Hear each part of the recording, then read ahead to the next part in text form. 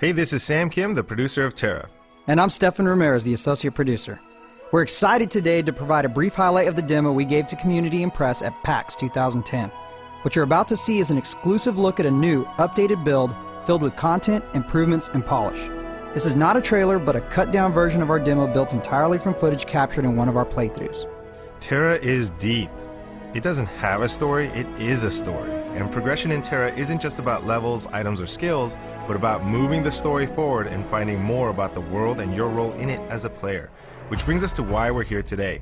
The Valkyrian Federation has tasked an elite band of warriors to take down Turkasia and her evil band of cultists responsible for countless deaths of Federation citizens. I am Medjai the Priest. This is Atelius the Berserker. Brutus the Lancer. Zane the Archer. And finally, Bartholomew the Slayer, or Bob for short. To recap on the adventure thus far, the Valkyrian Federation called us to investigate any potential threats on the island of Dawn. There we found clues of a secret and dangerous cultist organization leading to the smuggler's hideout. There, the party encountered the Rock Monster, where Brutus protected everyone with his shield. After defeating the Rock Monster, the party found clues of the cultists leading us to the excavation site. The Federation awarded us with mounts and skills plus material for crafting. I chose weapon crafting, Bob chose butterfly gathering. Good job, Bob. And at the excavation site, the party encountered the Guardian, a monster made in the image of Turkasia. The Guardian was tough, and we almost didn't make it. Bob died 4 or 5 times, people were flying all over the place, and even Brutus went down. Luckily, we managed to defeat the Guardian and track the final location of Turkasia, leading us to the cultist refuge. Our mission? To take out Turkasia. We start things off by joining up with some mercenaries. Their help is welcome, as they'll definitely be necessary for the encounters to come. Our first arena demonstrates how the environment can be just as tough as the enemy. Spikes shoot through the floor, drawing blood and knocking us down. The strategy for us is to work the center of the room and not let the enemy push us into a fight with the spikes. I like how everybody's working together. You're working the center of the room, you're keeping that creature right in the middle, pinned down. This room really separates the men from the boys. The trick is to pay attention to the actions of the monster as well as the party around you. The mages throw energy blasts, and the lancers bash enemies, both of which knock players down, leaving them vulnerable to attacks. Those lancers can do just as much damage as our guys, but they're huge!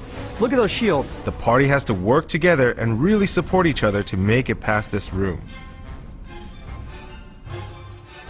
This is a classic example of looks can kill. What looks to be a captive woman is actually a high priestess in disguise.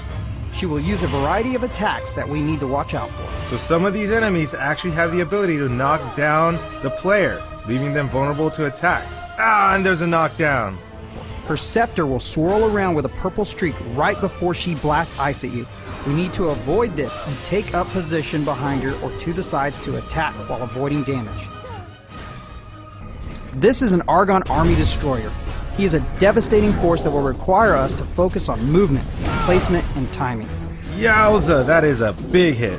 He has 4 arms, and the first thing that jumps out at you is the giant swords, which he will use to smash us. Notice how that chest is glowing. That actually means the Argon is running low on health and that he's getting more and more desperate with his attacks.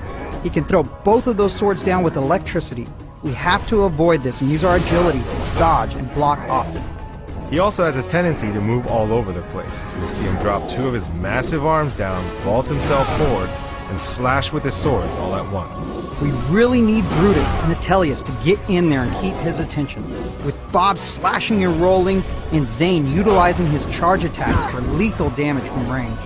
Medjai has to heal and stay alert during this encounter if we hope to survive. Turkasia is the reason why we're here, and our mission is to avenge our countless fallen comrades. But this encounter won't be easy. Here comes Turkasia. There she comes, she's charging. Jump! Get out of the way! Dodge! Careful, she'll run right through us! Your #1 defense is to move yourself out of the way. It's all about placement and timing. Watch for those tentacle attacks. Turkasia has 2 incredibly powerful tentacles that do massive damage, as well as spinning blades that decimate any nearby opponent. Combine these with countless powerful ability combos and an impenetrable defense, and you have one of the strongest foes the Federation has ever faced. Luckily, with teamwork and awesome heals, we proved that it's possible to take her down. That wraps up our PAX 2010 demo of TERA. If you like what you see now, you'll love what we'll have at launch. We're continuing to build, improve, and add content, and there's a lot more in store for the future. Soon we'll be providing even more depth around things we touched upon today, like story, instance dungeons, crafting, enchanting, mounts, and much more. TERA is coming in 2011, and if you haven't already done so, check out our website, TERA-online.com, and join our community for inside info on what's in store.